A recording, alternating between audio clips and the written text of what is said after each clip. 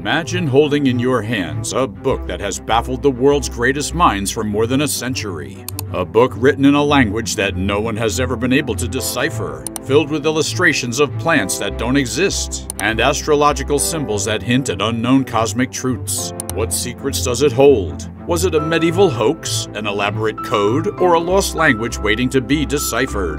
The manuscript, discovered in 1912, continues to baffle and intrigue scholars, cryptographers, and conspiracy theorists alike. Each theory about its origin and meaning only deepens the enigma. Welcome to the mystery of the Voynich Manuscript. The Voynich Manuscript is an illustrated codex, handwritten in an unknown script now referred to as Voynichese. Carbon dating reveals that the vellum on which it is written dates back to the early 15th century, specifically between 1404 and 1438. Some stylistic analyses suggest it may have originated in Italy during the height of the Italian Renaissance. But what exactly is this mysterious book? The manuscript comprises around 240 pages, although evidence suggests that some pages are missing. It's written from left to right, and many of its pages are foldable sheets of various sizes, revealing even more of its cryptic content. Each page is adorned with fantastical illustrations and diagrams, some crudely colored. You'll find depictions of people, imaginary plants, and astrological symbols, each adding another layer to the manuscript's enigmatic allure. The manuscript is named after Wilfrid Voynich, a Polish book dealer who purchased it in 1912. Since 1969, it has been housed in Yale University's Beinecke Rare Book and Manuscript Library. And in a bid to unravel its secrets, Yale University published the manuscript online in its entirety in 2020. Over the years, the Voynich Manuscript has been scrutinized by both professional and amateur cryptographers, including some of the best code breakers from World War I and World War II. Yet, despite the efforts of brilliant minds like Prescott Currier, William Friedman, Elizabeth Friedman, and John Tiltman, the manuscript remains undeciphered. The parchment made from at least 14 or 15 calfskins is of average quality, showing common deficiencies such as holes and tears. The goatskin binding and covers are not original to the manuscript, but were added during its time with the Collegio Romano. Computer scientist Jorge Stolfi noted that parts of the text and illustrations appear to have been retouched with darker ink over an earlier, fainter script. This retouching adds yet another layer of complexity to the manuscript's already baffling nature. The bulk of the text is written in the unidentified Voynichese script, flowing smoothly across the pages without apparent hesitation, suggesting the symbols were not enciphered. This new script, composed mostly of simple pen strokes, creates words that follow certain phonological or orthographic rules. Yet, despite extensive analysis, no one has been able to definitively crack the code. From hypotheses of a natural or constructed language to theories of cryptographic coding or even a grand hoax, the Voynich manuscript's purpose remains as elusive as its text. It's this mystery that continues to captivate and confound researchers and enthusiasts alike. Stay tuned as we delve deeper into the enigma of the Voynich Manuscript.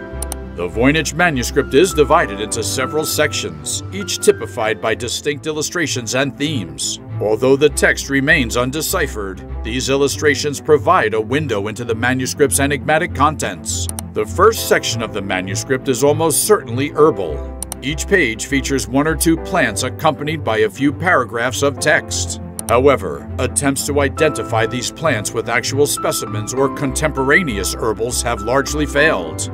Many of the plant drawings appear to be composites, with the roots, leaves, and flowers of different species fused together fantastically.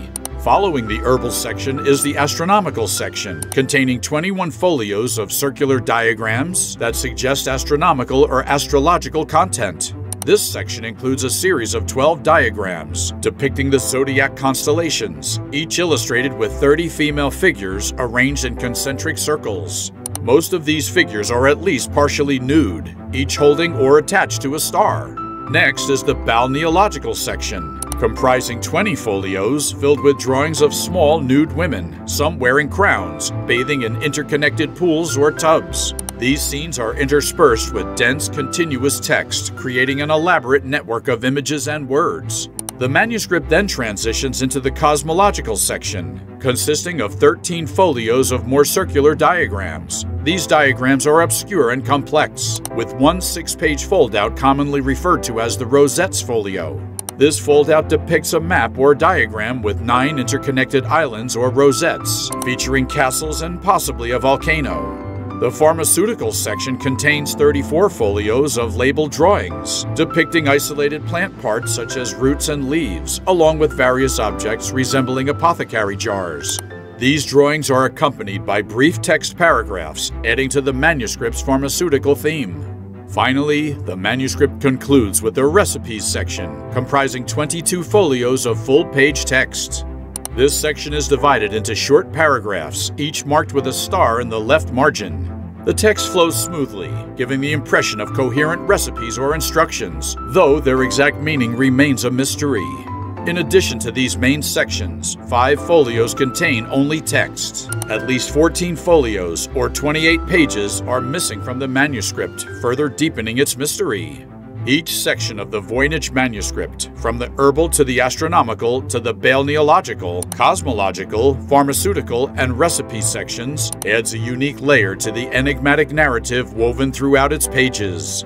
As we explore these internal components, the manuscript's purpose seems to fluctuate between a pharmacopoeia, a medical manual, and an astrological guide. The bizarre illustrations and the undeciphered text continue to baffle and intrigue scholars, making the Voynich Manuscript one of the most mysterious books in the world. Stay tuned as we delve into the puzzle of decoding the Voynich Manuscript and the numerous attempts made to unravel its secrets. Since its rediscovery in 1912, the Voynich Manuscript has tantalized and frustrated cryptographers and scholars with its enigmatic text. Here are some of the most intriguing and often bizarre attempts to crack its code. The first attempts to search for decryption were with William Romain Newbold in 1921. Newbold's journey began with a magnifying glass and a belief in the manuscript's hidden layers. He claimed to have found an ancient Greek shorthand embedded within the text, visible only under magnification. This hidden script, according to Newbold, unveiled advanced knowledge, including the use of a compound microscope centuries before its time. However, his theory unraveled when critics pointed out that the tiny markings were likely just cracks in the ink, a classic case of seeing what one wishes to see. In 1943, Joseph Martin Feely had another opinion. Feely was captivated by the idea that the manuscript was a scientific diary penned by Roger Bacon. He proposed that the mysterious script was a medieval Latin cipher. Despite his conviction and detailed analysis, Feely's theory did not gain much traction among scholars, leaving his interpretation in the shadows. If we move to the modern era, specifically in 2014, Stephen Bax, an applied linguistics professor, approached the manuscript with techniques reminiscent of those used to decipher Egyptian hieroglyphs. He identified potential proper nouns and letters, suggesting the text was a treatise in a Near Eastern or Asian language. Unfortunately, Bax's promising work was cut short by his untimely death, leaving his partial translations as an unfinished puzzle. In September of 2017, television writer Nicholas Gibbs claimed to have decoded the manuscript as idiosyncratically abbreviated Latin. He declared the manuscript to be a mostly plagiarized guide to women's health. Despite initial excitement in the community surrounding Gibbs's theory, scholars judged Gibbs' hypothesis to be unoriginal. His work was criticized as patching together already existing scholarship with a highly speculative and incorrect translation. Lisa Fagan Davis, director of the Medieval Academy of America, stated that Gibbs' decipherment doesn't result in Latin that makes sense. Davis added that she was surprised that the TLS published it. Other researchers concurred. In 2019, Gerard Cheshire, a biology research assistant at the University of Bristol, made headlines for his theory that the manuscript was written in a calligraphic Proto-Romance language. He claimed to have deciphered the manuscript in 2 weeks using a combination of lateral thinking and ingenuity. Cheshire has suggested that the manuscript is a compendium of information on herbal remedies, therapeutic bathing, and astrological readings, that it contains numerous descriptions of medicinal plants, and passages that focus on female physical and mental health, reproduction, and parenting, and that the manuscript is the only known text written in Proto-Romance. He further claimed the manuscript was compiled by Dominican nuns as a source of reference for Maria of Castile, Queen of Aragon. In June of 2023, Cheshire published his translation of the fold-out illustration on page 158. He claims that it depicts a volcano and theorizes that it places the manuscript's creator near the island of Vulcano, which was an active volcano during the 15th century. However, experts in medieval documents disputed this interpretation vigorously, with the executive director of the Medieval Academy of America, Lisa Fagan Davis, denouncing the paper as just more aspirational, circular, self-fulfilling nonsense. Approached for comment by Ars Technica, Davis gave this explanation. As with most would-be Voynich interpreters, the logic of this proposal is circular and aspirational. He starts with a theory about what a particular series of glyphs might mean, usually because of the world's proximity to an image that he believes he can interpret. He then investigates any number of medieval Romance language dictionaries until he finds a word that seems to suit his theory.